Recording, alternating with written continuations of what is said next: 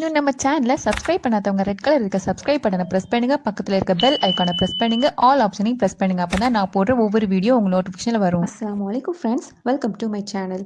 இன்றைக்கி நீங்கள் பார்க்க போகிறது பொட்டுக்கடலை லட்டு தான். அது ஹெல்த்தியான இந்த பொட்டுக்கடலை எப்படி பண்ணலான்னு அதுக்கு தேவையான பொருட்கள் என்னென்னலாம் பார்ப்போம். 1 கப் பொட்டுக்கடலை எடுத்திருக்கேன்.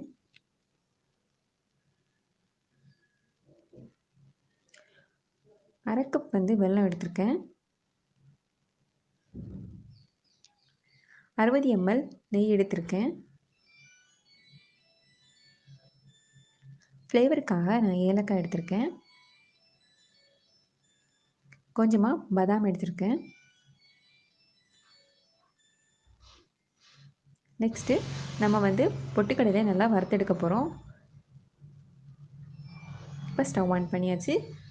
ஒரு பேன் வச்சு அது ஹீட் ஆனதுக்கப்புறமா பொட்டுக்கடலையை நல்லா வறுத்தெடுத்துக்கலாம்.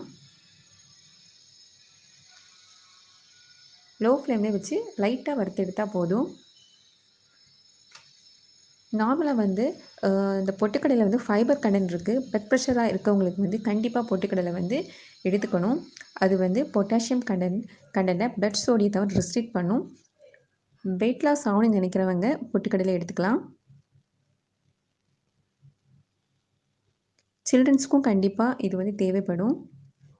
இப்போது நல்லா வறுத்தாச்சு, நல்லா பவுடர் பண்ணியும் எடுத்தாச்சு. இப்போ நம்ம நெய்யை உருக்க போகிறோம். நான் கரெக்டாக 60 ml எடுத்திருக்கேன்.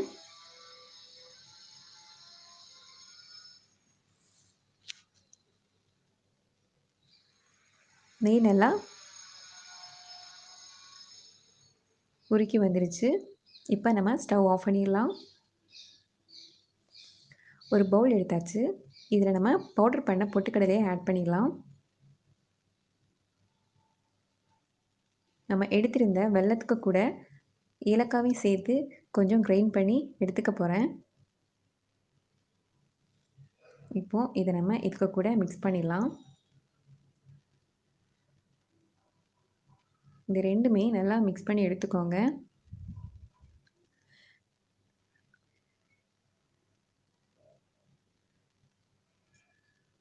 நல்லா மிக்ஸ் பண்ணி எடுத்துக்கோங்க.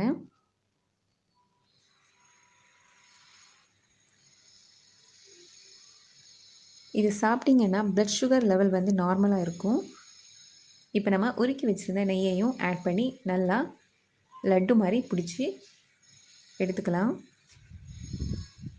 நான் ஆல்ரெடி சொன்ன மாதிரி இது மெயின் பிளட் ப்ரெஷர் இருக்கவங்க கண்டிப்பாக சாப்பிடலாம்.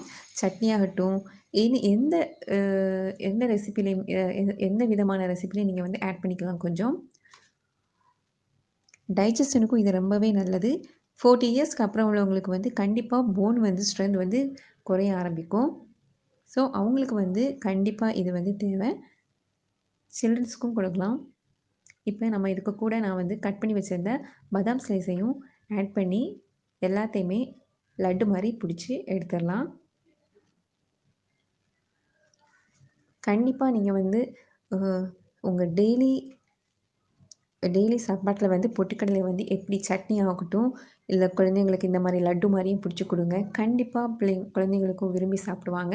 இந்த ஹெல்த்தியான இந்த பொட்டுக்கடலை உருண்டை எப்படி இருந்துச்சுன்னு செஞ்சு பார்த்துட்டு கமெண்டில் சொல்லுங்கள். இதே மாதிரி ஹெல்த்தியான ஒரு ரெசிபியோடு நான் உங்களை சந்திக்கிறேன். அண்ட் தேங்க்ஸ் ஃபார் வாட்சிங். அஸ்ஸலாமு அலைக்கும் ஃப்ரெண்ட்ஸ்.